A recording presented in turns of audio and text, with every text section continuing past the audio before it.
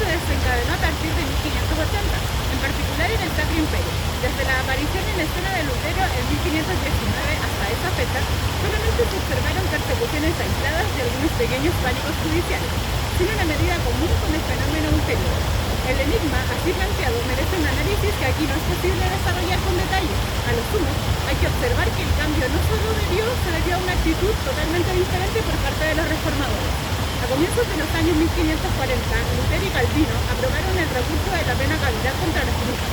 Durante la misma década, la Dinamarca luterana conoció medio centenar de ejecuciones y el antiguo arzobispado de Osnabrück, convertido a la Reforma, promovió algunas persecuciones. Otras habían tenido lugar en el mismo momento en que el Estado católico de Vorarlberg en Austria y algunas en Hesse. A partir de la década de 1560, varias regiones de Suiza se vieron comprometidas a su vez, ya fueran católicas o reformadas. En el caso de Vorarlberg y de Nassim, hacen pensar que el fuego continuaba ardiendo bajo las cenizas de los Alpes. Una del fenómeno, pero la mayoría de las breves temporadas de persecución provenía de los nuevos poderes establecidos sobre territorios hasta ese entonces poco afectados o totalmente a salvo. En otras palabras, los protestantes no ahorraron esfuerzos en las casas de brujas. Desde el comienzo de su implantación, se adueñaron del mito satánico, persiguiendo en rigor a los supuestos adeptos al del demonio. Lutero creía firmemente en el diablo, y más tarde se verá que una poderosa cultura diabólica protestante se difundía ampliamente en Alemania y a finales del siglo XVI. Por otra parte, en Ginebra se quemaron brujas hasta mediados del siglo siguiente, y la Escocia presbiteriana fue un gran reducto de las persecuciones allá amateur. La hipótesis que viene a la mente para explicar la disminución mínima de las persecuciones en las regiones católicas hasta entonces más involucradas se relaciona con el estado de support de las autoridades bajo el impacto de la reforma, con la reorientación a todos sus esfuerzos para contener esta nueva amenaza considerada primordial. Las regiones alpina y renana, que componían el corredor de circulación principal de la demonología del siglo XV, se habían convertido precisamente en zonas de intensa confrontación confesional, sobre todo en torno a los territorios suizos y el noreste y sudeste de Alemania, así como las ciudades en los Países Bajos ganadas por las ideas nuevas. Las preocupaciones demonológicas habían pasado a un segundo plano ante la aliada protestante que intentaba contener la severa legislación imperial de Carlos V. Cuando los reformados lograron establecer bases políticas sólidas, incluso en Dinamarca, decidieron intensificar la vigilancia moral de las poblaciones y no dudaron en utilizar el concepto de la brujería de origen católico para destruir a la secta demoníaca. La primera caza de brujas de gran magnitud en el sudeste de Alemania tuvo lugar en 1562, en la ciudad protestante, pero muy disputada de Wittenberg, donde fueron ejecutados 63 acusados. Hay que esperar hasta el año 1575 para encontrar otros ejemplos que superen la cifra de 20 ejecutados en un solo lugar de ese mismo espacio, integrados por 350 jurisdicciones diferentes, muy codiciados por las dos confesiones rivales. Hasta 1698 fueron condenadas a muerte varios millares de acusados de brujería. Contrariamente a las ideas de los historiadores protestantes alemanes del siglo XIX, que destacaban el efecto liberador de la reforma, la caza de brujas fue tan intensa en los sectores protestantes como en los sectores católicos entre 1560 y 1600. Pero en los primeros, el ardor de los jueces pronto se debilitó, mientras que en los segundos la represión se tornó aún más encarnizada. En consecuencia, el concepto de brujería se adoptó rápidamente a la nueva situación creada por la ruptura de una unidad religiosa, adormecido en el conjunto del mundo católico hasta la década de 1560. El fenómeno resurgió de manera esporádica en ciertos núcleos protestantes a partir de la década de 1540 y luego adquirió repentinamente una dimensión de pánico en 1562. En Wissengate y en los Alpes suavos, entre el Neckar y el Danubio. Tomó posesión del conjunto germánico del sudeste y de diversas regiones suizas, en el centro mismo de su espacio renano alpino predilecto, para extenderse luego como mancha de secta hacia otras zonas. Sin embargo, es falso suponer que el conjunto de Europa se vio igualmente afectado. El epicentro del signo diabólico permaneció siempre en el amplio corredor de circulación que conduce de Isla al Mar del Norte. Las más grandes casas de brujas de fines del siglo XVI se concentraron allí, antes de invadir toda Alemania. Ignoraron casi totalmente el Mediterráneo y solo llegaron tardíamente al centro o al este de Europa. La intensificación brutal de la caza de brujas en el último cuarto del siglo XVI demuestra que en esta época se experimentaba un gran temor al diablo. Aún así, hay que identificar las causas y los límites sociales de este fenómeno. Las inquietudes y rivalidades religiosas, las tensiones políticas, las malas cosechas relacionadas con una pequeña era glacial que causaba pestes más frecuentes y una mayor violencia en las relaciones entre los hombres en un contexto de guerras de religión. Se pueden considerar como los factores conjuntos de una explicación. Pero, ¿se puede afirmar que los efectos se sintieron de una manera idéntica en los diversos niveles de la sociedad? Los temores de la gran mayoría se habían agravado lo suficiente para modificar radicalmente en pocos años la visión del mundo popular y reorientarla hacia un terror nuevo frente al diablo. Mi respuesta tiende a ser negativa. Lo que cambió más profundamente parece haber sido la angustia de la clase dominante más que la toma de creencias de las masas. El resentimiento violento de la Casa de Brujas y su delegación estaban sin duda menos relacionadas con una modificación del estado de ánimo de los campesinos que con una revolución cultural que afectaba a las élites sociales.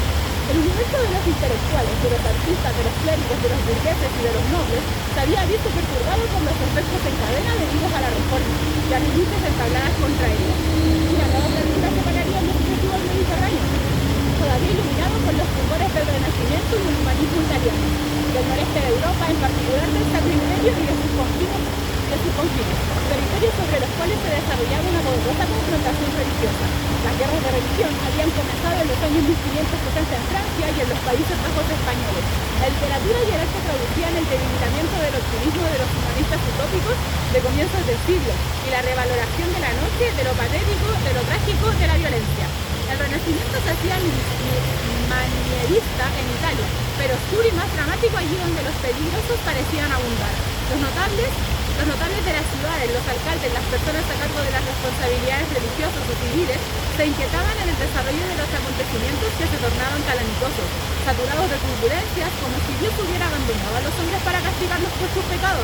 Aquellos que todavía creían, como Erasmo, en el primer tercio del siglo, en la bondad del Creador y en la posibilidad de reformar la Iglesia desde adentro, acaban de ser derrotados en el Concilio de Trento, aproximadamente en 1563, por los partidarios de una reconquista militar de las posiciones y el espíritu perdido. Comenzaba la contrarreforma sin concesiones. El siglo de los humanistas viraba hacia la intolerancia.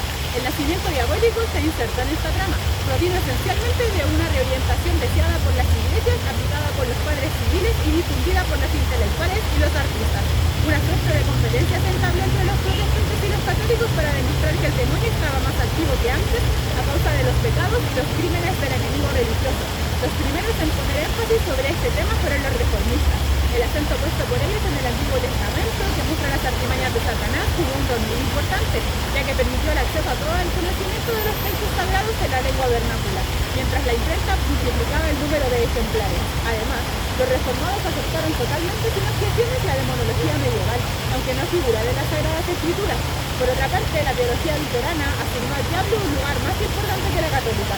El florecimiento extraordinario que tuvo en Alemania la literatura especializada en los libros del diablo durante la segunda mitad del siglo XVI demostraba la importancia de la figura diabólica, igualmente presente en los poemas o piezas teatrales. La propaganda partidaria también hizo uso de ella para dar un carácter diabólico al enemigo religioso, en particular al Papa, considerado como el anticristo, anunciador del reino de Satanás en este mundo. Hay que agregar que el rechazo de los protestantes al exorcismo y a la confesión privada avivó aún más el temor al demonio, pues las prácticas católicas en la materia permitían contenerlo o al menos controlarlo. En cuanto al catolicismo, había dos factores que contribuían a hacer más temible la figura del diablo. En primer lugar, la competencia intensa con los protestantes condujo a la reafirmación de que lo que ellos rechazaban, mostrando las evidencias de sus errores.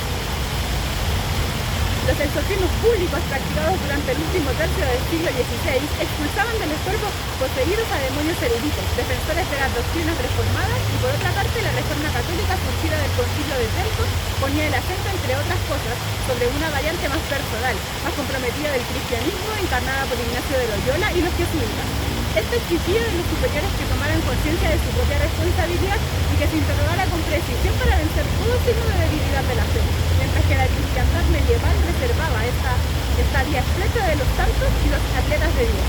El catolicismo tridentino la extendía a todos los sacerdotes, así como a los miembros más antiguos de la sociedad civil. Este tipo de cristiano, invitado a la introspección, se encontraba solo haciendo sus propios pecados. En todo caso, mucho más convencido de que los adeptos medievales de una fe más colectiva para enfrentar personalmente al demonio oculto en el interior de su propio cuerpo, o aquel que venía a ofrecerle todas las tentaciones imaginables. El mito de Fausto, que vende su alma a Aristóteles de todos los bienes y conocimientos de este mundo, apareció por primera vez en Frankfurt del Meno, en 1587. Expresaba la angustia de una soledad frente al demonio y traducía un fenómeno social y cultural de gran importancia, la extensión de una esfera social más amplia del modelo de la santidad, acompañado de un sentido de culpabilidad más fuerte y de una ruptura implícita con la masa de cristianos que seguían buscando la seguridad de los automatismos de la fe. Interrumpidos en 1520 y 1525, el torrente demonológico resurgió más tarde en el universo protestante.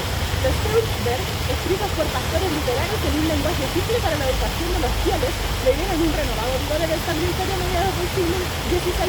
La Casa de Brujas se reactivó ostensiblemente desde la década de 1560. La competencia doctrinal entre el catolicismo revigorizado por el Concilio de Trento y sus enemigos produjo una extensión de los temores demoníacos al conjunto de las élites religiosas y civiles de los dos bandos. Las generaciones que llegaron a la Edad Madura hacia 1580 eran profundamente diferentes que la de los principios del siglo XVI. Veían al mundo como un campo de batalla donde se libraba una lucha titánica entre las fuerzas del bien y el mal. En esta cultura trágica, enraizada en la religión y la moral, pero también en la literatura y el arte, el hombre iba a mirar su propio cuerpo con temor, pues el demonio amenazaba con ocultarse en él. Para los hombres, el universo se había apartado del libro sagrado y de los libros.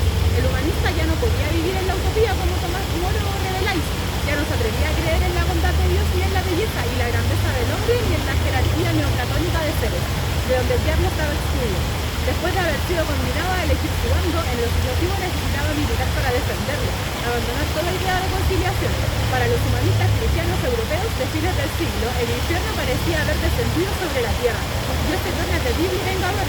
Bajo el pincel de Dieter Burger, el viejo, el mundo flameaba y el hombre sufría, como en el circo de la muerte, hacia 1562. La masacre de los inocentes hacia 1563 y el alucinante Boulevard hacia 1562.